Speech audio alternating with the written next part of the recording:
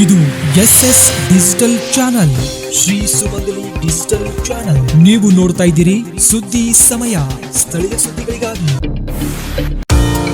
ಸುದ್ದಿ ಸಮಯದ ಪ್ರಾಯೋಜಕರು Mahalakshmi jewellers, gold hub, main road, Kalaburagi ಮತ್ತು ಅರುಜೀವ Kalaburagi. Welcome to Arujiva. Experience holistic wellness through Ayurveda, naturopathy, yoga, dhyan, and satsang. A state-of-the-art gym, serene wellness spaces, a refreshing swimming pool, comfortable accommodations, and a sprawling 30-acre green farm provides everything you need for your healing. Come, heal, and rediscover yourself. Arujiva, where ancient wisdom meets modern wellness.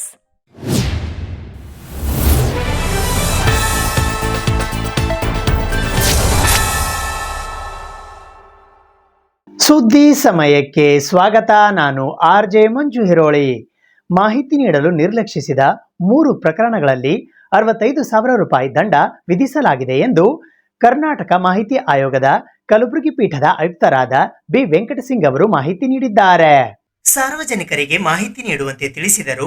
ಆಯೋಗದ ನಿರ್ದೇಶನವನ್ನು ಪಾಲಿಸದೆ ನಿರ್ಲಕ್ಷ್ಯ ವಹಿಸಿದ 3 ಪ್ರಕರಣಗಳ ಪೈಕಿ 2 ಪ್ರಕರಣಗಳಲ್ಲಿ ತಲಾ 25,000 ರೂಪಾಯಿ ಮತ್ತು 1 ಪ್ರಕರಣದಲ್ಲಿ 15,000 ರೂಪಾಯಿ ಸೇರಿದಂತೆ ಒಟ್ಟು 3 ಪ್ರಕರಣಗಳಲ್ಲಿ 65,000 ರೂಪಾಯಿ ಸಾರ್ವಜನಿಕ ಮಾಹಿತಿ ಅಧಿಕಾರಿಗಳಿಗೆ ದಂಡ ವಿಧಿಸಿ ಆದೇಶಿಸಿದೆ ಎಂದು ಕರ್ನಾಟಕ ಮಾಹಿತಿ ಆಯೋಗದ ಕಲಬುರಗಿ ಪೀಠದ ರಾಜ್ಯ ಮಾಹಿತಿ ಆಯುಕ್ತರಾದ ಬಿ ವೆಂಕಟಸಿಂಗ್ ಅವರು ತಿಳಿಸಿದ್ದಾರೆ.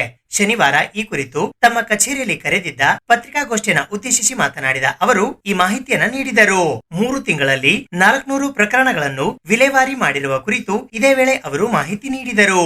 ತಾವು ಕಲಬುರಗಿ ಪೀಠದ ಆಯುಕ್ತರಾಗಿ 2025ರ ಅಕ್ಟೋಬರ್ 21ರಂದು ಅಧಿಕಾರ ವಹಿಸಿಕೊಂಡ ನಂತರ ನವೆಂಬರ್ 24ರಿಂದ ವಿಚಾರಣೆ ಪ್ರಕ್ರಿಯೆ ಆರಂಭಿಸಿದ್ದೇನೆ. ಇದುವರೆಗೆ 992 ಪ್ರಕರಣಗಳನ್ನು ವಿಚಾರಣೆ ಮಾಡಿ 400 ಪ್ರಕರಣಗಳನ್ನು ವಿಲೇವಾರಿ ಮಾಡಲಾಗಿದೆ ಎಂದು ಇದೇ ವೇಳೆ ಅವರು ಮಾಹಿತಿ ನೀಡಿದರು.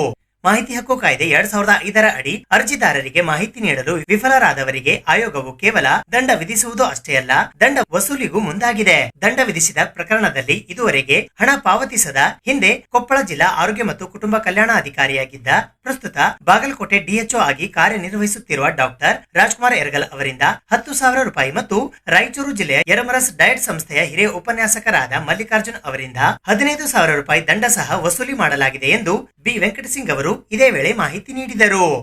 ಕಲ್ಯಾಣ ಕರ್ನಾಟಕ ವ್ಯಾಪ್ತಿಯ 7 ಜಿಲ್ಲೆಗಳನ್ನು ಒಳಗೊಂಡಂತೆ ಇರುವಂತಹ ಕರ್ನಾಟಕ ಮಾಹಿತಿ ಆಯೋಗದ ಕಲಬುರಗಿ ಪೀಠದ ರಾಜ್ಯ ಆಯುಕ್ತರಾಗಿ ನಾನು ನೇಮಕಗೊಂಡ ನಂತರ ನವೆಂಬರ್ ತಿಂಗಳಿನಿಂದ ನಾನು ಈ ಪೀಠದಲ್ಲಿ ದಾಖಲಾದಂಥ ಪ್ರಕರಣಗಳ ವಿಚಾರಣೆಯನ್ನು ಆರಂಭಿಸಲಾಯಿತು. ಕಳೆದ 8 ತಿಂಗಳಿನಿಂದ ಈ ಪೀಠದಲ್ಲಿ ಯಾರು ಆಯುಕ್ತರಿರಲಿಲ್ಲ. ನಾನು ಅಕ್ಟೋಬರ್ 21ರಂದು ಅಧಿಕಾರ ಸ್ವೀಕರಿಸಿದ ಬಳಿಕ 10 ದಿನಗಳ ತರಬೇತಿ ಪಡೆದು ಇಲ್ಲಿ ನಮ್ಮ ಪೀಠದಲ್ಲಿ ದಾಖಲಾದ ಪ್ರಕರಣಗಳಿಗೆ ಎಲ್ಲ ಅರ್ಜಿದಾರರಿಗೆ ಮತ್ತು ಅಧಿಕಾರಿಗಳಿಗೆ ನೋಟಿಸ್ ಜಾರಿ ಮಾಡಿ ನವೆಂಬರ್ 24ರಿಂದ ನಾವು ನಮ್ಮ ವಿಚಾರಣೆಗಳನ್ನು ಮತ್ತು ವಿಲೇವಾರಿಯನ್ನು ಆರಂಭ ಮಾಡಲಾಯಿತು. ವಿಶೇಷವಾಗಿ ಈ ಪೀಠದಲ್ಲಿ ಇರ್ತಕ್ಕಂಥ ಪ್ರಕರಣಗಳು ತ್ವರಿತವಾಗಿ ವಿಲೇವಾರಿ ಮಾಡಬೇಕು ಎಂಬ ಹಿನ್ನೆಲೆಯಲ್ಲಿ ವಾರದಲ್ಲಿ 5 ದಿನ ಕಡ್ಡಾಯವಾಗಿ ಎಲ್ಲ ಪ್ರಕರಣಗಳನ್ನು ನಾವು ವಿಚಾರಣೆ ತೆಗೆದುಕೊಂಡು ವಿಲೇವಾರಿ ಮಾಡಿದ್ದೇವೆ. ವಿಶೇಷವಾಗಿ ಹೇಳಬೇಕಂತಂದರೆ ಕರ್ನಾಟಕ ಮಾಹಿತಿ ಆಯೋಗದ ಮುಖ್ಯ ಕರ್ತವ್ಯ ಅಂತಂದರೆ ಸಾರ್ವಜನಿಕರು ಮಾಹಿತಿ ಕೋರಿ ಅರ್ಜಿ ಸಲ್ಲಿಸಿದಾಗ ಅವರಿಗೆ ಸಕಾಲಕ್ಕೆ ಮಾಹಿತಿ ಒದಗಿಸುವುದು ಪ್ರತಿವಾದಿಗಳಾದ ಮತ್ತು ಸಾರ್ವಜನಿಕ ಮಾಹಿತಿ ಅಧಿಕಾರಿಗಳಾದ ಸರ್ಕಾರಿ ಅಧಿಕಾರಿಗಳ ಮುಖ್ಯ ಕರ್ತವ್ಯ.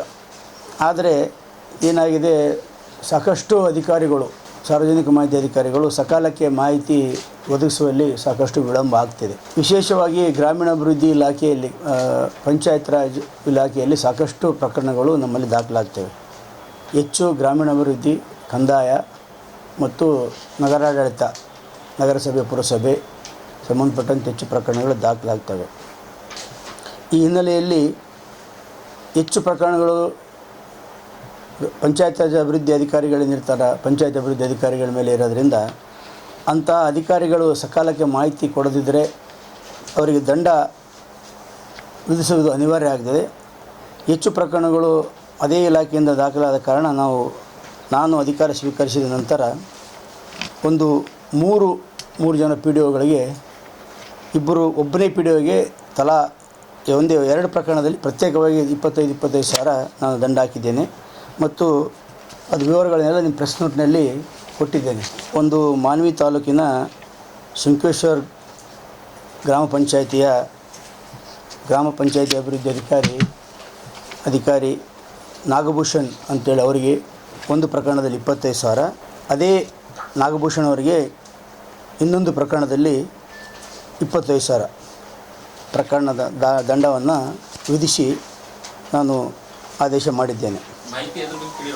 ಅವರು 15 ಹಣಕಾಸು ಆಯೋಗದ ಕುರಿತು ಮಾಹಿತಿ ಕೇಳಿದರು. ಅವರು 15 ಹಣಕಾಸು ಆಯೋಗದ ಅನುದಾನದ ವಿವರಗಳನ್ನು ಅವರು 23ನೇ ಇಸ್ವಿನಲ್ಲಿ ಕೇಳಿದ್ದವರು.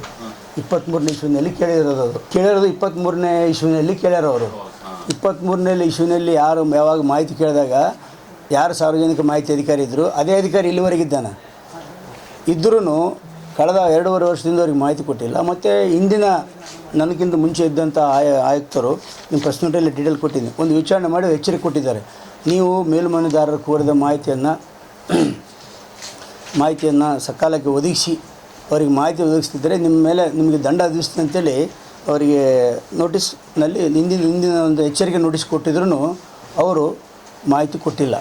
ಕಲಬುರಗಿ ಮಹಾನಗರ ಪಾಲಿಕೆಯ ಪೂಜ್ಯ ಮಹಾಪೌರರಾದ ವರ್ಷಾ ರಾಜೀವ್ ಜಾನೆ ಅವರು ಇಂದು ಮಧ್ಯಾಹ್ನ ನಂದಿಕೂರು ಗ್ರಾಮದ ಜಲ ಶುದ್ಧೀಕರಣ ಘಟಕದ ಕುರಿತು ಮಾತನಾಡಲು ಪತ್ರಿಕಾಗೋಷ್ಠಿಯನ್ನ ಕರೆದಿದ್ದರು. ಕಲಬುರಗಿ ಮಹಾನಗರ ಪಾಲಿಕೆಯ ಪೂಜ್ಯ ಮಹಾಪೌರರಾದ ವರ್ಷಾ ರಾಜೀವ್ ಜಾನೆ ಅವರು ದಿನಾಂಕ 31ನೇ ಜನವರಿ 2026ರಂದು ಮಧ್ಯಾಹ್ನ 1 ಗಂಟೆಗೆ ಕಲಬುರಗಿ ಮಹಾನಗರ ಪಾಲಿಕೆಯ ಕೇಂದ್ರ ಕಚೇರಿಯ ಪೂಜ್ಯ ಮಹಾಪೌರರ ಸದನ ರೂಮ್ ನಂಬರ್ 30ರಲ್ಲಿ ನಂದಿಕೂರು ಗ್ರಾಮದ ಜಲ ಶುದ್ಧೀಕರಣ ಘಟಕ ಎಸ್ಟಿಪಿ ಕುರಿತು ಪತ್ರಿಕಾಗೋಷ್ಠಿಯನ್ನ ಕರೆದಿದ್ದರು.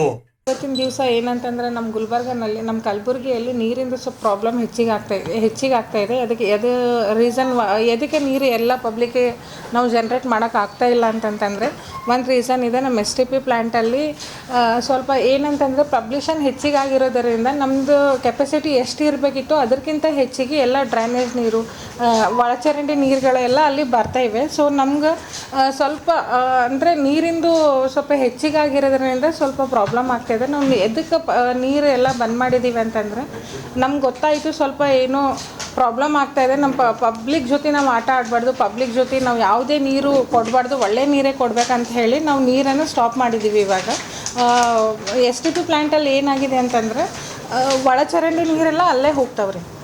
ಅಲ್ಲಿಂದ ನಾವು ಅಲ್ಲಿನೇ ಮತ್ತು ನಮ್ಮ ಸರಡಗಿ ಬ್ಯಾರೇಜ್ ಇದೆ, ಅಲ್ಲಿಂದ ನೀರು ಪಾಸ್ ಆಗಿ ಹೋಗ್ಬಿಟ್ಟು ಪಬ್ಲಿಕ್ಕಿಗೆಲ್ಲ ನಾವು ನೀರು ಬಿಡ್ತೀವಿ. ಅಲ್ಲಿ ಸ್ವಲ್ಪ ಮಷಿನರಿ ಅಂತ ಅಂದಮೇಲೆ ಸ್ವಲ್ಪ ಖರಾಬ್ನೂ ಆಗ್ತವೆ. ಮಷಿನರೀಸ್ ಅಂತ ಅಂದಮೇಲೆ ಯಾವಾಗೂ ಏನೂ ಆಗ್ಬೋದು. ಅದ್ರ ಸಲುವಾಗಿ ಸ್ವಲ್ಪ ಮಷಿನರೀಸ್ನೂ ಪ್ರಾಬ್ಲಮ್ ಆಗಿತ್ತು. ಕ್ವಾಂಟಿಟಿ ಹೆಚ್ಚಿಗಿರೋದ್ರಿಂದ ಸ್ವಲ್ಪ ಪ್ರಾಬ್ಲಮ್ ಆಗಿ ಇವಾಗ ನೀರು ನಾವು ಅದೆಲ್ಲ ಬ್ಯಾಲೆನ್ಸ್ ಮಾಡಿದ್ದೀವಿ. ಏನೇನು ಅಲ್ಲಿ ಪ್ರಾಬ್ಲಮ್ ಇತ್ತು ಪ್ರಾಬ್ಲಮ್ಸ್ ಎಲ್ಲ ನೋಡಿಕೊಂಡು ಇವಾಗ ಒಂದು ಲೆವೆಲಿಗೆ ಬಂದಿದೆ. ಅಲ್ಲಿಂದೆಲ್ಲನೂ ಸ್ವಲ್ಪ ಕ್ಲೀನ್ ನೀಟಾಗಿ ನಾವು ಮಾಡ್ತಿದ್ದೀವಿ. ಇವಾಗ ನೀರು ಕೊಡ್ಬೇಕಂತ ನೆಕ್ಸ್ಟ್ ಅಲ್ಲಿಂದೆಲ್ಲ ಕರೆಕ್ಟ್ ಆದಮೇಲೆ ನೀರು ಪಬ್ಲಿಕ್ಕಿಗೆ ಕೊಡ್ಬೇಕಂತ ಹೇಳಿ ನಮ್ಮದು STP ಪ್ಲ್ಯಾಂಟ್ನಾಗ 60 MLD ಕೆಪಾಸಿಟಿ ಅದ ರೀ. ಬಟ್ ಇವಾಗ ನಮ್ಗೆ ಬರ್ತಿರೋದು 80 MLD ವರೆಗೂ ಬರ್ತಿದೆ. ಸೊ ನಾವು ಅದನ್ನು ನಮ್ಮದು ಡಿಸ್ಟ್ರಿಕ್ಟ್ ಇನ್ಚಾರ್ಜ್ ಮಿನಿಸ್ಟರ್ ಪ್ರಿಯಾಂಕ್ ಸಾಹೇಬ್ರ ಜೊತೆ ಮಾತಾಡಿಕೊಂಡು ಅದು ಇನ್ನೂ ಹೆಚ್ಚಿಗೆ ಮಾಡ್ಬೇಕಂತ ಹೇಳಿ ಅವರಿಗೂ ಹೇಳಿವಿ. ಇವನ್ ಅವರು ನಮಗೆ ಪರ್ಮಿಷನ್ ಕೊಟ್ಟಿದ್ದಾರೆ. ನಮ್ಮದು ಕೆಲಸ ಪ್ರೊಸೆಸಲ್ಲಿದೆ. ಅದು STP ಒಂದೇ ಇದೆ. ಅಲ್ಲಿಂದ ನಾವೀಗ KKRDBನಿಂದ 8 ಕೋಟಿ ಡಿಸ್ಟ್ರಿಕ್ಟ್ ಇನ್ಚಾರ್ಜ್ ಮಿನಿಸ್ಟರ್ ಸರಿಗೆ ಮಾತಾಡಿದಾದ್ಮೇಲೆ ಅವರು KKRDBನಿಂದ ಡೈವರ್ಷನ್ಗೋಸ್ಕರ 8 ಕೋಟಿ ಕೊಟ್ಟಿದ್ದಾರೆ ಅನುದಾನ. ಇಲ್ಲ ಇದೇ ಟೆಂಡರ್ ಅವ್ರದ್ದು ಆ್ಯಕ್ಚುಲಿ ಏನಾಗಿತ್ತು ಅಂದರೆ ಅವ್ರದ್ದು ಟೆಂಡರ್ ಮುಗ್ದಿತ್ತು. ಮೊದಲು ಯಾರ್ದಿತ್ತಲ್ಲ ಅವ್ರ ಟೆಂಡರ್ ಮುಗಿದು ಅವ್ರು ಸ್ವಲ್ಪ ಮಷಿನರೀಸ್ ಎಲ್ಲ ಖರಾಬ್ ಮಾಡಿದ್ರು. ನಾವು ಇನ್ನೊಂದು ಹೊಸ ಟೆಂಡರ್ ಎದಕ್ಕೆ ಮಾಡಿಲ್ಲ ಅಂತಂದ್ರೆ ಅವರು ಎಲ್ಲ ಅದು ಸರಿ ಮಾಡಿಕೊಟ್ಟಾದ್ಮೇಲೆ ನೆಕ್ಸ್ಟ್ ಇನ್ನೊಬ್ರಿಗೆ ಹ್ಯಾಂಡ್ ಓವರ್ ಮಾಡ್ಬೇಕಂತ ಅವ್ರಿಗೆ ಕಂಡೀಷನ್ ಹಾಕಿ ಅವ್ರ ಬಿಲ್ಲು ಕೂಡ ಸ್ವಲ್ಪ ಹೋಲ್ಡ್ ಮಾಡಿದ್ದೀವಿ. ಅದು ಅವ್ರದ್ದೆಲ್ಲ ಕ್ಲಿಯರ್ ಆದಮೇಲೆ ಇದು ಮಾಡಬೇಕು. ಇಲ್ಲ ಅದು 1 ವರ್ಷದಿಂದ ಏನು ಬಂದಿರಲಿಲ್ಲ ರೀ. ಇದು ಸುಮಾರು 25 ವರ್ಷದಿಂದ ಇದೇನೆ ಅಲ್ಲೇ STP ಪ್ಲ್ಯಾಂಟ್ ಇದೆ. 25 ವರ್ಷದಿಂದ ಇದು ಪ್ರಾಬ್ಲಮ್ ಅದನ್ನೇ ರೀ, ಇಲ್ಲಂತಿಲ್ಲ. ಒಳಚರಂಡಿ ನೀರು ಹೋಗ್ತಾವಂತಂದ್ಮೇಲೆ ನಾವು ಸಮ್ಮರ್ನಾಗ ನೋಡ್ಬೋದು ಭೀ. ಸಮ್ಮರ್ನಾಗ ನೀರು ಒಂದೊಂದು ಟೈಮ್ ಎದಕ್ಕಂದ್ರೆ ಅಲ್ಲಿ ನೀರಿನ ಕೆಪಾಸಿಟಿ ಕಮ್ಮಿ ಆದಮೇಲೆ ಇವು ನೀರೂ ಮಿಕ್ಸ್ ಆಗಿಬಿಟ್ಟು ಸ್ವಲ್ಪ ನಮ್ಗೆ ಸಮ್ಮರ್ನಾಗ ನೀವು ನೋಡಿರಲ್ಲ ಸ್ವಲ್ಪ ನೀರು ಬರ್ತಾವಲ್ಲ ಅದು ಸ್ಮೆಲ್. ಅದೇ ನಾನು ಏನು ಹೇಳಿದಂತಂದ್ರೆ ಇವಾಗ ನಾವು ಅದು ಈಗ ನೀವೆಲ್ಲ ಮಷಿನರೀಸ್ ನಾನು ನಿಮಗೊಂದು ವಿಡಿಯೋನ ಅಲ್ಲಿ ನಾವೆಲ್ಲ ಡೈಲಿ ವಿಸಿಟ್ ಮಾಡ್ತಿದ್ದೀವಿ. ನಾನು ಹೋಗಿನಿ ವಿಸಿಟ್ ಮಾಡೋಕ್ಕೆ ಡೈಲಿ ಹೋಗಿನಿ. ಕಮಿಷನರ್ ಅವರು ಹೇಳ್ತಿದ್ದಾರೆ. ಇವನ್ ನಮ್ಮ ಆಫೀಸರ್ಸ್ 24/7 ಅಲ್ಲೇ ಇದ್ದಾರೆ. ನಮ್ಮ ಜೆಇಗಳು ಮೇಲೆ ಪುರುಷೋತ್ತಮ್ ಸರ್ ಅವರೆಲ್ಲರೂ ಅಲ್ಲೇ ಇದ್ದಾರೆ.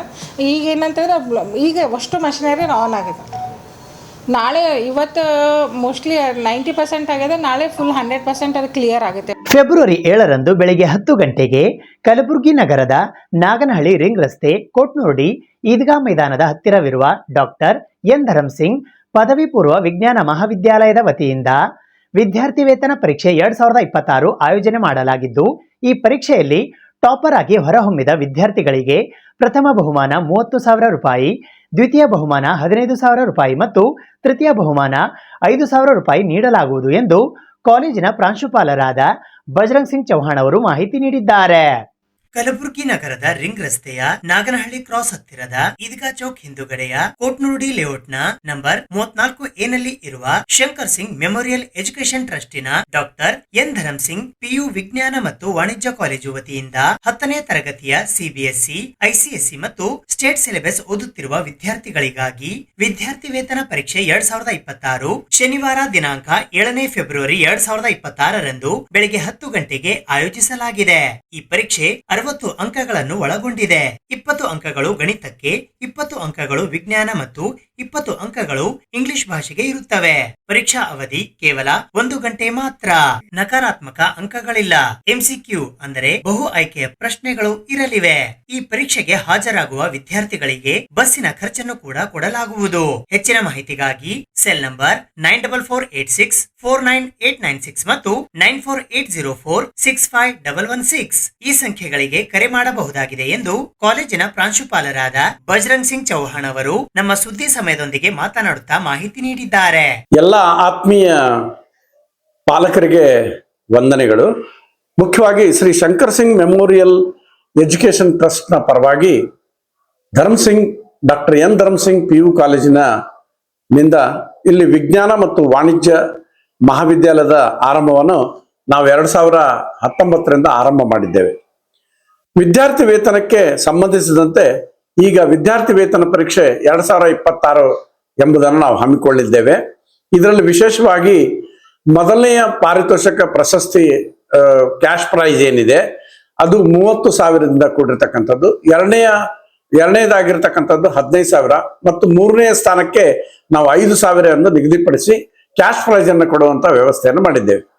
ಈ ಪರೀಕ್ಷೆಯು ವಿಶೇಷವಾಗಿ ವಿಜ್ಞಾನ 20 ಅಂಕಗಳು ಮತ್ತು ವಿಶೇಷವಾಗಿ ಅದಕ್ಕೆ ಸಂಬಂಧಪಟ್ಟಂತೆ ವಿಜ್ಞಾನ ಮತ್ತು ಗಣಿತ ಮತ್ತು ಇಂಗ್ಲಿಷ್ ಹೀಗೆ 20 ಅಂಕಗಳಿಂದ ಕೂಡಿರ್ತಕ್ಕಂಥ ವ್ಯವಸ್ಥೆಯನ್ನ 60 ಅಂಕಗಳಿಗೆ ಮಲ್ಟಿಪಲ್ ಚಾಯ್ಸ್ ಕ್ವೆಶನ್ಸ್ ಅಂದ್ರೆ ಬಹು ಆಯ್ಕೆಯ ಒಂದು ಈ ಪ್ರಶ್ನೆ ಪತ್ರಿಕೆಯನ್ನು ನಾವು ಸಿದ್ಧಪಡಿಸಿ ಮಕ್ಕಳಿಗೆ ಅತ್ಯುನ್ನತವಾದಂತ ಅಂಕಗಳನ್ನ ಗಳಿಸಿರ್ತಕ್ಕಂಥ ಅಚೀವರ್ಸ್ಗಳಿಗೆ ನಾವು ಪಾರಿತೋಷಕವನ್ನ ನಾವು ವೇದಿಕೆಯಲ್ಲಿ ನೀಡುವಂತ ವ್ಯವಸ್ಥೆಯನ್ನು ಮಾಡಿದ್ದೇವೆ.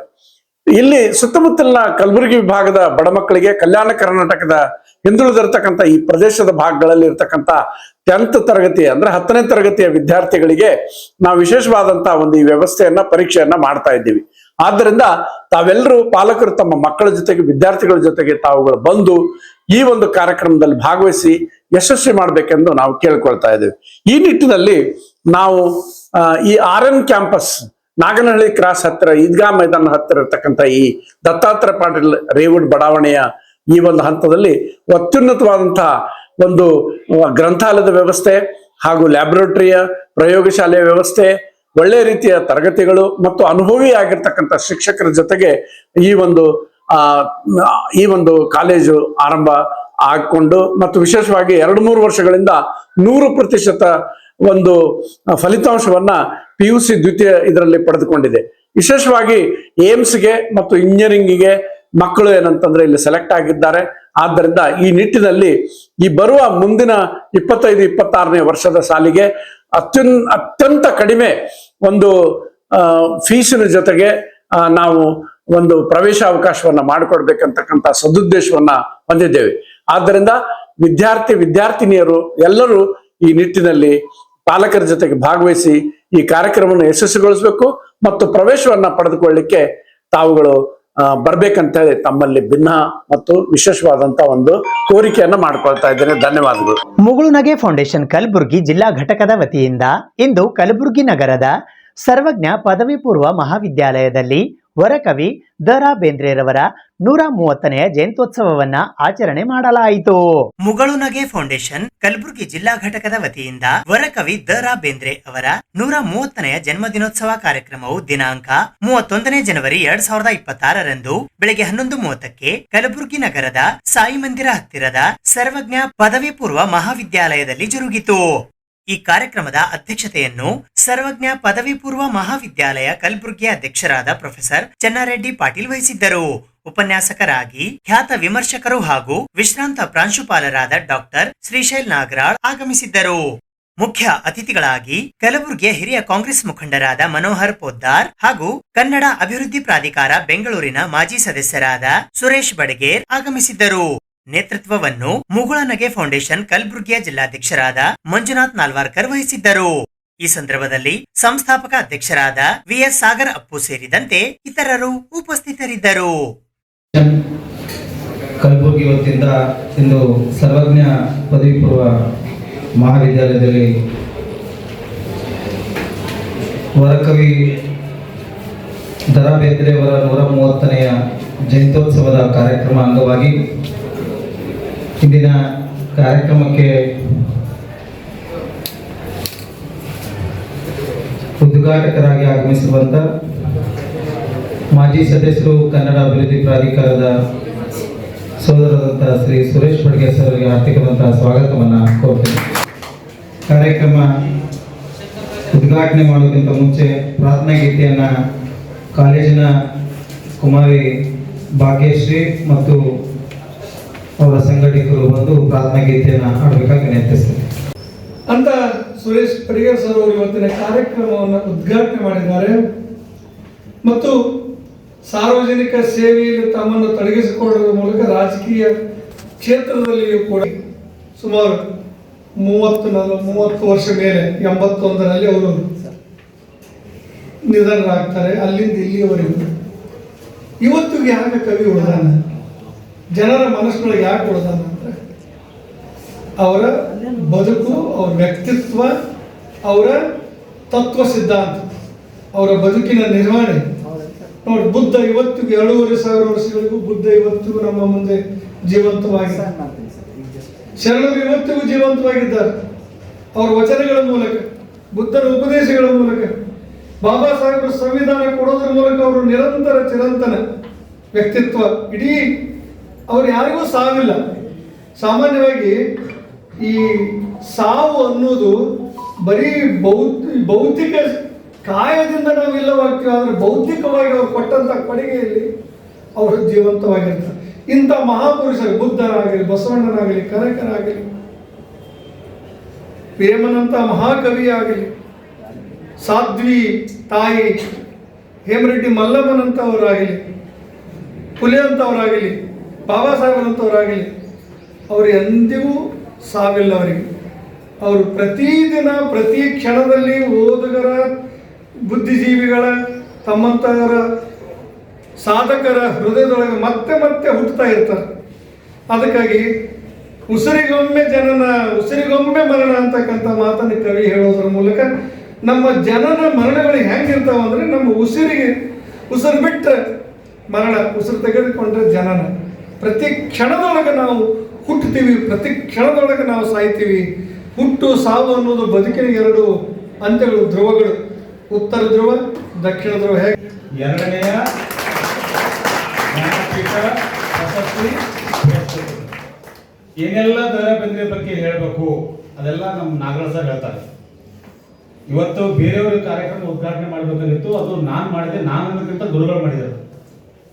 ನೀವು ಇಲ್ಲಿ ಎಷ್ಟು ಜನ ಕುಂತಿದ್ದೀರಿ, ನೀವೆಲ್ಲ ಈ ಕಾಲೇಜಲ್ಲಿ ಓದ್ತಾ ಇದ್ದೀರಿ. ಈ ಕಾಲೇಜ್ ನಮ್ಮದು ಅನ್ನೋದಕ್ಕಿಂತ ಸರ್, ಈ ಕಾಲೇಜಿನ ಮೊದಲನೇ ಅಡಿಪಾಯ ಕಲ್ಲಿಡ ಟೈಮಿಗೆ ಚನ್ನಾರೆಡ್ಡಿ ಸರ್ ಸಂಗಡ ಕೈ ಹಚ್ಚಿದವ್ ನಾನು ಈ ಕಾಲೇಜಿನ ಅಡಿಪಾಯ ಮಾಡೋ ಟೈಮಿಗೆ.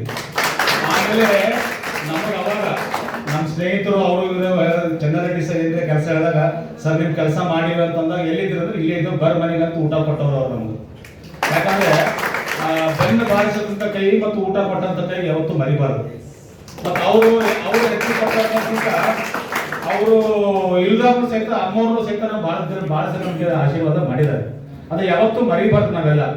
ಹಂಗಾಗಿ ಏನು ಮಾಡ್ದ, ನನಗೆ 2 ಹೆಣ್ಮಕ್ಳು ರೀ, ಈ ಕಡೆ ಕೈ ಮಾಡ್ತೀನಿ ನಿಮ್ಮ ಕಡೆ, ನನಗೆ 2 ಹೆಣ್ಮಕ್ಳು, ನಾನು 2 ಹೆಣ್ಮಕ್ಳು ಇದೇ ಸ್ಕೂಲ್ನಾಗ ಹೋದ್ರೆ, ಇದೇ ಕಾಲೇಜ್ನಾಗ ಹೋದ್ರೆ. ನನ್ನ ಮಗಳ ಪ್ರವೇಶ ಮಾಡುವಾಗ ಮಂಜು RTದಾಗ ಮಾಡಿಸಿದ್ದೆ. ನಾನು ಚೆನ್ನರೆಡ್ಡಿ ಸರ್ ಸ್ಕೂಲ್ ಅಂತ ತೆಗೆದು ಮತ್ತೆ ನಾನು ಬೇರೆ ಕಡೆ ಅಡ್ಮಿಷನ್ ಮಾಡಿದ್ದೆ ಬ್ಯಾಡ್ ಅಂತೇಳಿ. ಸೊ ಈ ಥರ ಪ್ರೀತಿ ಬಾಂಧವ್ಯ ಉಳಿತಕ್ಕಂಥ ಈ ಮಹಾವಿದ್ಯಾಲಯದಲ್ಲಿ ದ.ರಾ. ಬೇಂದ್ರೆಯವರ ಹುಟ್ಟುಹಬ್ಬವನ್ನ ನಾವೆಲ್ಲ ಆಚರಣೆ ಮಾಡ್ತಾ ಇದ್ದೀವಿ. ದ.ರಾ. ಬೇಂದ್ರೆ ಅಂತಂದ್ರೆ ಅಷ್ಟು ಸೊಫೆಸ್ಟಿಕೇಟೆಡ್, ಸ್ಟೈಲಿಶ್. ನೋಡ್ರಿ, Chennareddy sir white and white, Nagaraj sir in shirt, ಇವ್ರು ನೋಡ್ರಿ ಎಷ್ಟು ಟ್ರೀಮರ್ ಅಲ್ರಿ. ದ.ರಾ. ಬೇಂದ್ರೆ ಹಂಗಿರ್ತಿಲ್ಲ. ದ.ರಾ. ಬೇಂದ್ರೆ ದೇಶಿ ಉಡುಪಿನ ಸಾಹಿತಿ. ದೇಶಿ ಉಡುಪ ಅಂದ್ರೆ ಗೊತ್ತಲ್ರಿ, ಒಂಥರ ದೋತ್ರ, ಒಂದ್ಸಲ ಟೋಪಿ, ಈ ತರ ನೋಡ್ರಿ. ಅಂದ್ರೇನು, ಯಾರು ಮ್ಯಾಲ್ ಕುಂತೋರು ಅಸಹ್ಯ ಎಂತರ ತಪ್ಪು ತಿಳಿಬಾರ್ದು, ಒಂಥರ ಬೇಕಾಬಿಟ್ಟಿ ಮನುಷ್ಯ, ರಫ್ ಅಂಡ್ ಟಫ್, ಜಾನಪದ ತಜ್ಞ. ಸೊ ದ.ರಾ. ಬೇಂದ್ರೆ ಅವರು ಇವತ್ತಿನ ಅವ್ರು ಎಂದು ಹುಟ್ಟಿದ್ರು, ಎಂದು ತೀರ್ಕೊಂಡ್ರು ಗೊತ್ತಿಲ್ಲ. ಇವತ್ತಿಗೂ ಯಾಕೆ ನೆನೆಸ್ತೀವಿ ಅಂತಂದ್ರೆ, ಅವರು ನಮಗೆ ಕೊಟ್ಟ ಸಾಹಿತ್ಯವನ್ನ ಓದ್ಕೋತೀವಲ್ಲ ಅದಕ್ಕೆ. ಯಾವ ಅವರ ಕೃತಿಗೆ ಜ್ಞಾನಪೀಠ ಪ್ರಶಸ್ತಿ ಗೊತ್ತಿರಿ? ಇದು ಬಹಳ ಜನ 4 ಅಂತೀರಿ, 4 ಅಲ್ಲ ಗುರುಗಳೇ. ಸುದ್ದಿ ಇನ್ನು ಇವೆ, ಸದ್ಯಕ್ಕೆ ಬ್ರೇಕ್. ಇದು SS ಡಿಜಿಟಲ್ ಚಾನಲ್, ಶ್ರೀ ಸುಮಂಗಲಿ ಡಿಜಿಟಲ್ ಚಾನಲ್. ನೀವು ನೋಡ್ತಾ ಇದ್ದೀರಿ ಸುದ್ದಿ ಸಮಯ, ಸ್ಥಳೀಯ ಸುದ್ದಿಗಳಿಗಾಗಿ. ಸುದ್ದಿ ಸಮಯದ ಪ್ರಾಯೋಜಕರು Mahalakshmi jewellers, gold hub, main road, Kalaburagi ಮತ್ತು ಅರುಜೀವ Kalaburagi. Welcome to Arujiva. Experience holistic wellness through Ayurveda, naturopathy, yoga, dhyan, and satsang. A state-of-the-art gym, serene wellness spaces, a refreshing swimming pool, comfortable accommodations, and a sprawling 30-acre green farm provides everything you need for your healing.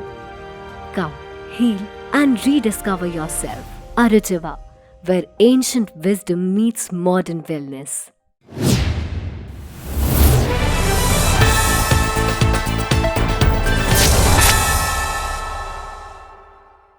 Bharat communist ಪಕ್ಷ ಮಾರ್ಕ್ಸ್ವಾದಿ ಜಿಲ್ಲಾ ಸಮಿತಿ ಕಲಬುರಗಿಯ ವತಿಯಿಂದ ವಿವಿಧ ಬೇಡಿಕೆಗಳ ಈಡೇರಿಕೆಗಾಗಿ ಆಗ್ರಹಿಸಿ ಇಂದು ಕಲಬುರಗಿ ನಗರದ ಜಿಲ್ಲಾ ಪಂಚಾಯತ್ ಕಚೇರಿಯ ಎದುರು ಪ್ರತಿಭಟನೆ ನಡೆಸಲಾಯಿತು. ಭಾರತ ಕಮ್ಯುನಿಸ್ಟ್ ಪಕ್ಷ ಮಾರ್ಕ್ಸ್ವಾದಿ ಜಿಲ್ಲಾ ಸಮಿತಿ ಕಲಬುರಗಿಯ ವತಿಯಿಂದ ವಿವಿಧ ಬೇಡಿಕೆಗಳ ಈಡೇರಿಕೆಗಾಗಿ ಆಗ್ರಹಿಸಿ ಇಂದು ಕಲಬುರಗಿ ನಗರದ ಜಿಲ್ಲಾ ಪಂಚಾಯತ್ ಕಚೇರಿಯ ಎದುರು ಪ್ರತಿಭಟನೆ ನಡೆಸುವ ಮೂಲಕ ಜಿಲ್ಲಾ ಪಂಚಾಯತ್ನ ಮುಖ್ಯ ಕಾರ್ಯನಿರ್ವಹಣಾ ಅಧಿಕಾರಿಗಳ ಮೂಲಕ ಭಾರತ ಸರ್ಕಾರದ ಗೌರವಾನ್ವಿತ ರಾಷ್ಟ್ರಪತಿಗಳಿಗೆ ಮನವಿ ಪತ್ರವನ್ನ ಸಲ್ಲಿಸಲಾಯಿತು. ಈ ಪ್ರತಿಭಟನೆಯಲ್ಲಿ ಕೆ. ನೀಲಾ, ಭೀಮಶೆಟ್ಟಿ ಎಂಪಳ್ಳಿ, ಸುಧಾಮಾ ಧನ್ನಿ, ಪ್ರಭು ಪ್ಯಾರಬದ್ದಿ, ಶಿವಲಿಂಗಪ್ಪ ಕುಸ್ನೂರ್, ಮಲ್ಲಪ್ಪ ಬೀರಪ್ಪ, ಸಿದ್ಧಾರ್ಥ ಚಿಂಚೋಳಿ, ಕಾಶಿನಾಥ್ ಬಂಡಿ ಸೇರಿದಂತೆ ಇತರರು ಪಾಲ್ಗೊಂಡಿದ್ದರು. ಮಹಾತ್ಮ ಗಾಂಧಿ ರಾಷ್ಟ್ರೀಯ ಗ್ರಾಮೀಣ ಉದ್ಯೋಗ ಖಾತ್ರಿಯನ್ನು ಇಂದಿನ ಕೇಂದ್ರದ BJP ಸರ್ಕಾರ ಅದು ದಿವಾಳಿ ಮಾಡ್ಲಿಕ್ಕೆ ಮುಂದಾಗ್ಯದ. ಈಗಾಗಲೇ ಇಂದು 2004-05ರಲ್ಲಿ ನಮ್ಮ CPM ಪಕ್ಷದ ಒತ್ತಡದಿಂದ ಅಂದಿನ ಮನಮೋಹನ್ ಸಿಂಗ್ ಸರ್ಕಾರ ಈ ಉದ್ಯೋಗ ಖಾತ್ರಿ ಯೋಜನೆ ಜಾರಿ ಮಾಡಿದೆ. ಇವತ್ತು ಕಳೆದ 20 ವರ್ಷಗಳಿಂದ ಗ್ರಾಮೀಣ ಪ್ರದೇಶದಲ್ಲಿ ಕೂಲಿಕಾರಿ ಕೆಲಸ ಸಿಗೋದಲ್ಲದೆ ರೈತರಿಗೆ ಹೊಲಗಳಲ್ಲಿ ಅಭಿವೃದ್ಧಿ ಕೆಲಸಗಳು ನಡೆದವು. ಇವತ್ತು ಬದು ನಿರ್ಮಾಣ ಇರ್ಬೋದು, ಗಿಡ ಹಚ್ಚೋದು, ಕೃಷಿ ಹೊಂಡ, ತಡೆಗೋಡೆ ಕಟ್ಟೋದು, ಹಲವಾರು ಕೆಲಸ, ರೈತರ ಹೊಲಗಳಿಗೆ ಹೋಗುವ ದಾರಿ, ಹೀಗೆ ಹಲವಾರು ರೀತಿಯಲ್ಲಿಂದ ಗ್ರಾಮೀಣ ಪ್ರದೇಶದಲ್ಲಿ ಅಭಿವೃದ್ಧಿ ಆಗ್ಯದ. ಆದರೆ ಇವತ್ತು ಈ ಸರ್ಕಾರ ಅದು ಗ್ರಾಮೀಣ ಉದ್ಯೋಗ ಖಾತ್ರಿ ಯೋಜನೆ ಹೆಸರು ಬದಲಾಯಿಸುವ ಮೂಲಕ VB ಗ್ರಾಮ್ಜಿ ಹೆಸರಿನಲ್ಲಿ ಇವತ್ತು ಅದು ಕೆಲಸದ ಸಮಯ ಮತ್ತು ಕೆಲಸದ ದಿನಗಳು ಬದಲಾವಣೆ ಮಾಡ್ಯಾರ. 100 ಇದ್ದಿದ್ದು 125 ಅಂತ ಹೇಳ್ತಾರೆ. 125 ಸರಿಯಾದ ಕ್ರಮವಲ್ಲ. ನಾವು ಮೊದಲು ಹಿಡಿದು ಹೇಳ್ತೀವಿ CPM ಪಕ್ಷ 200 ದಿನ ಕೆಲಸ ಕೊಡಬೇಕು, 700 ರೂಪಾಯಿ ಕೂಲಿ ಕೊಡಬೇಕಂತ ಹೇಳ್ತಾ ಇದ್ದೀವಿ. ಅದು ಕೊಡಬೇಕು ನಿಜವಾಗ್ಲೂ ಕೂಡ. ಈಗಾಗಲೇ ಈ ಎಲ್ಲ ಗ್ರಾಮೀಣ ಪ್ರದೇಶದಲ್ಲಿ ಕೂಲಿಕಾರರ ಜಾಬ್ ಕಾರ್ಡ್ಗಳು ಇದೇನು ಹೊಸ ಕಾಯ್ದೆ ತಂದರೆ ಇದ್ರಾಗ ಹಲವಾರು ಮಂದಿ ಜಾಬ್ ಕಾರ್ಡ್ಗಳು ರದ್ದಾಗ್ಯವ. ಪುನಃ ಜಾಬ್ ಕಾರ್ಡ್ ಕೊಡಬೇಕು. ಮಹಾತ್ಮ ಗಾಂಧಿ ರಾಷ್ಟ್ರೀಯ ಉದ್ಯೋಗ ಖಾತ್ರಿ ಯೋಜನೆ ಏನಿತ್ತು ಮೊದಲ, ಅದೇ ಯೋಜನೆ ಹೆಸರಿನಲ್ಲಿ ಮುಂದುವರಿಸಬೇಕು.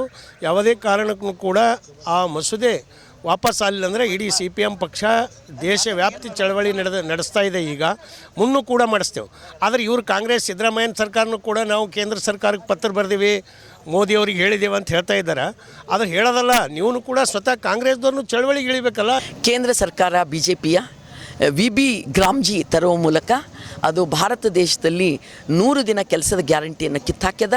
ರೈತರು ಮತ್ತು ಕೃಷಿ ಕೂಲಿ ಕಾರ್ಮಿಕರು ಒಂದು ಹೊತ್ತಿನ ಊಟ ಆದರೂ ಉಣ್ತಿದ್ರು, ಅದನ್ನು ಅವರು ಇವತ್ತು ಕಿತ್ಕೊಂಡಿದ್ದಾರೆ. ಮತ್ತು ಕಳೆದ 6-7 ವರ್ಷದಿಂದ ಅವರು ಈ ಉದ್ಯೋಗ ಖಾತ್ರಿ ಕಾಯ್ದೆಗೆ ಹಣ ಕೊಡೋದನ್ನೇ ಅತ್ಯಂತ ಕಡಿಮೆ ಮಾಡ್ತಾ ಬಂದಿದ್ದರು. ಬಜೆಟಲ್ಲಿ ಅವರು ತೀರ್ಮಾನ ಮಾಡಿದ್ರು ಉದ್ಯೋಗ ಖಾತ್ರಿ ಕಾಯ್ದೆ ಬಂದ್ ಮಾಡಬೇಕು ಅಂತ ಹೇಳಿ. ಸೊ ಈಗ VB ಗ್ರಾಮ್ಜಿ ತರುವ ಮೂಲಕ ಅಧಿಕೃತವಾಗಿ ಬಂದ್ ಮಾಡ್ಯಾರ. BJPಯವರು ಸುಳ್ಳು ಪತ್ರಿಕಾಗೋಷ್ಠಿ ಕಾರ್ಯಕ್ರಮ ನಡೆಸ್ತಾ ಇದ್ದಾರೆ. 125 ದಿನ ಕೊಟ್ಟಿವಿ ಅಂತ ಹೇಳಿ. ನೀವು ರೊಕ್ಕ ಕೊಟ್ಟರೆ ತಾನೇ 125 ದಿನ ಸಿಗೋದು. 125 ಅಲ್ಲ, ಮ್ಯಾಲಿಂದ 25 ದಿನ ಸಹಿತ ಕೆಲಸ ಸಿಗೋದಿಲ್ಲ. ಮೊದಲು 90 ಸೆಂಟ್ರಲ್ ಗೌರ್ಮೆಂಟ್, 10 ಸ್ಟೇಟ್ ಗೌರ್ಮೆಂಟ್ ಇತ್ತು. ಈಗ ನೀವೇನು ಮಾಡಿರಿ, 60 ಸೆಂಟ್ರಲ್ ಗೌರ್ಮೆಂಟು, 40% ಸ್ಟೇಟ್ ಗೌರ್ಮೆಂಟ್ ಅಂತ ಮಾಡಿರಿ. ನೀವಿಬ್ಬರು ಕಿತ್ತಾಟದ ಒಳಗೆ ಇವ್ರಿಗೆ ಕೆಲಸ ಕೇಳಿದ್ರೆ ಅವ್ರ ಬಳಿ ತೊಗೊಳ್ರಿ ಅಂತ ಹೇಳ್ಬೋದು, ಅವ್ರಿಗೆ ಕೇಳಿದ್ರೆ ನಿಮ್ಮಲ್ಲಿ ಅಂತ ಹೇಳಿ ನಿಮ್ಮಿಬ್ಬರು ಕಿತ್ತಾಟದಲ್ಲಿ ನಮ್ಮ ಜನರಿಗೆ ಕೆಲಸ ಸಿಗಲ್ಲ. ಮಹಾತ್ಮ ಗಾಂಧಿ ರಾಷ್ಟ್ರೀಯ ಗ್ರಾಮೀಣ ಉದ್ಯೋಗ ಖಾತ್ರಿ ಕಾಯ್ದೆ ಬಿಕಾಸ್ ಆಫ್ ಲೆಫ್ಟ್ ಪಾರ್ಟಿ, ಎಡಪಕ್ಷಗಳ ಕಾರಣದಿಂದ CPIM ಪಕ್ಷದ ಒಂದು ಜೋರಿನಿಂದ ಇವತ್ತು ಈ ಕಾಯ್ದೆಯನ್ನು ಬಂದದ. ಫೆಬ್ರವರಿ 2ರಂದು ಕಲಬುರಗಿ ಜಿಲ್ಲೆಯ ಕಮಲಾಪುರದಲ್ಲಿ ಹಿಂದೂ ಏಕತಾ ಸಮಾವೇಶ ಹಮ್ಮಿಕೊಳ್ಳಲಾಗಿದೆ ಎಂದು ಪತ್ರಿಕಾಗೋಷ್ಠಿಯ ಮೂಲಕ ಇಂದು ಮಾಹಿತಿ ನೀಡಲಾಯಿತು. ಹಿಂದೂ ಏಕತಾ ಸಮಾವೇಶ ಕಮಲಾಪುರ ಕಲಬುರಗಿ ಗ್ರಾಮೀಣ ವತಿಯಿಂದ ಕಲಬುರಗಿ ಜಿಲ್ಲೆಯ ಕಮಲಾಪುರದಲ್ಲಿ ದಿನಾಂಕ 2ನೇ ಫೆಬ್ರವರಿ 2026ರಂದು ಹಿಂದೂ ಏಕತಾ ಸಮಾವೇಶ ಹಮ್ಮಿಕೊಳ್ಳಲಾಗಿದೆ. ಈ ಕಾರ್ಯಕ್ರಮದಲ್ಲಿ ವಿವಿಧ ಮಠಾಧೀಶರು, ರಾಜಕೀಯ ಮುಖಂಡರು, ಗಣ್ಯ ವ್ಯಕ್ತಿಗಳು, ವಿವಿಧ ಸಂಘ ಸಂಸ್ಥೆಗಳು ಪಾಲ್ಗೊಳ್ಳಲಿದ್ದಾರೆ. ಶೋಭಾಯಾತ್ರೆಯು ಬೆಳಿಗ್ಗೆ 11 ಗಂಟೆಗೆ ಬೆಳಕೋಟ ಶ್ರೀ ವಿಠ್ಠಲ ರುಕ್ಮಿಣಿ ದೇವಸ್ಥಾನದಿಂದ Shivaji circle doctor BR Ambedkar ವೃತ್ತದಿಂದ ಪ್ರಾರಂಭವಾಗಿ ಹೆದ್ದಾರಿ ಮೂಲಕ ಬಸವೇಶ್ವರ ವೃತ್ತ, ಲಕ್ಷ್ಮೀ ದೇವಸ್ಥಾನ, ಶ್ರೀ ಶಂಕರಲಿಂಗ ದೇವಸ್ಥಾನದ ರಸ್ತೆಯ ಮಾರ್ಗವಾಗಿ RV ಗೋಣಿ ಲೇಔಟ್ನಲ್ಲಿ ಸಮಾರೋಪ ಕಾರ್ಯಕ್ರಮದೊಂದಿಗೆ ಮುಕ್ತಾಯಗೊಳ್ಳುವುದು ಎಂದು ಪತ್ರಿಕಾಗೋಷ್ಠಿಯ ಮೂಲಕ ಇಂದು ಮಾಹಿತಿ ನೀಡಲಾಯಿತು. ಈ ಪತ್ರಿಕಾಗೋಷ್ಠಿಯಲ್ಲಿ ಸಮಿತಿಯ ಅಧ್ಯಕ್ಷರಾದ ಶಿವಶೆಟ್ಟಿ ಪಾಟೀಲ್ ರಾಜನಾಳ್, ಉಪಾಧ್ಯಕ್ಷರಾದ ಮಲ್ಲಿಕಾರ್ಜುನ್ ಮರ್ತುರ್ಕರ್, ಕಾರ್ಯದರ್ಶಿಗಳಾದ ಸಂಗಮೇಶ್ ವಾಲಿ, ಪ್ರಮುಖರಾದ ಸೂರ್ಯಕಾಂತ್ ಜಮಾದಾರ್, ಸಹ ಕಾರ್ಯದರ್ಶಿಗಳಾದ ರಾಜ್ಕುಮಾರ್ ಮಂಠಾಳೆ, ಸದಸ್ಯರಾದ ರೇವಣಸಿದ್ದಪ್ಪ ಕಾಪಟೆ ಸೇರಿದಂತೆ ಇತರೆ ಅನೇಕರು ಉಪಸ್ಥಿತರಿದ್ದರು. ಈ ಒಂದು ಪತ್ರಿಕಾಗೋಷ್ಠಿ ಕರೆದ ಉದ್ದೇಶ, ನಮ್ಮ ಕಮಲಾಪುರ ಗ್ರಾಮದಲ್ಲಿ ಅಂದರೆ ಈ ಹಿಂದೆ ಹಳೆ ವಿಧಾನಸಭಾ ಕ್ಷೇತ್ರ ಇತ್ತು, ಕಲಬುರಗಿ ಗ್ರಾಮೀಣ ಕ್ಷೇತ್ರದಲ್ಲಿ ಬರ್ತಕ್ಕಂಥ ಕಮಲಾಪುರ ಗ್ರಾಮದಲ್ಲಿ ಹಿಂದೂ ಸಮಾಜೋತ್ಸವದ ವತಿಯಿಂದ ಹಿಂದೂ ಏಕತಾ ಸಮಾವೇಶವನ್ನು ನಾವು ಹಮ್ಮಿಕೊಂಡಿದ್ದೇವೆ.